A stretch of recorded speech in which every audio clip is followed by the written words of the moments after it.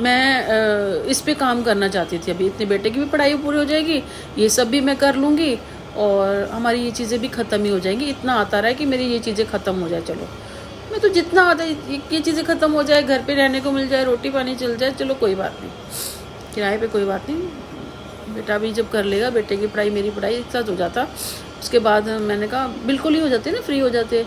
तो पर नहीं, पर मुझे लग रहा है क्योंकि अब कोई नहीं मानेगा, लेकिन मैं चाहती हूँ कि मैं जनता पार्टी को ज्वाइन कर लूँ, किसी के साथ भी ज्वाइन कर लूँ, सीख लूँगी काम या कुछ भी कर लेंगे, छोटा मोटा शुरुआत करूँ थोड़ा थोड़ा, क्योंकि मेरा उस पार्टी में पैर रखना ही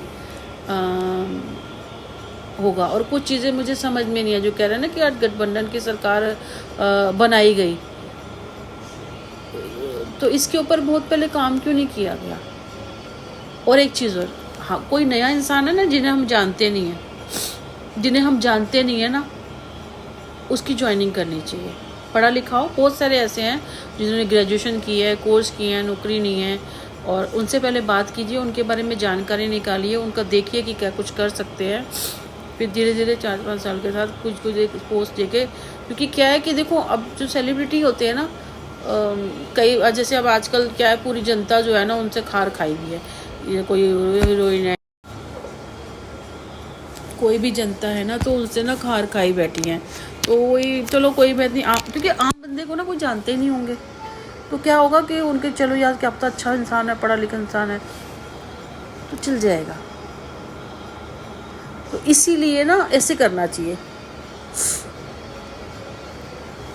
तो इसलिए ना, अब मेरी बात शायद कोई मानेगा नहीं, अब मुझे समझ में नहीं आ रहा।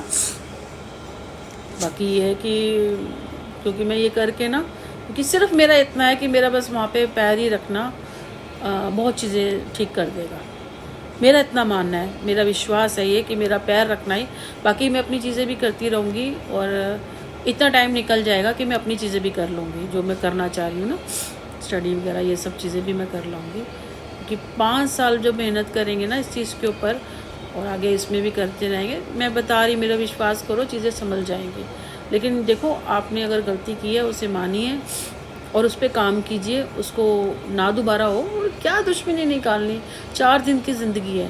मैंने कहा ना, वक्त किसी का नहीं होता, वक्त पलट जाता है। अभी भी मेरी बात मान लीजिए, और मुझे कोई नहीं है, नहीं माफ़ी मांगनी, नहीं प्यार करना, बस एक बारी मैं बात ज़रूर करना चाहती हूँ, मुझे बता दो कि हमने क्या क्या किया, बस इतना कर देना।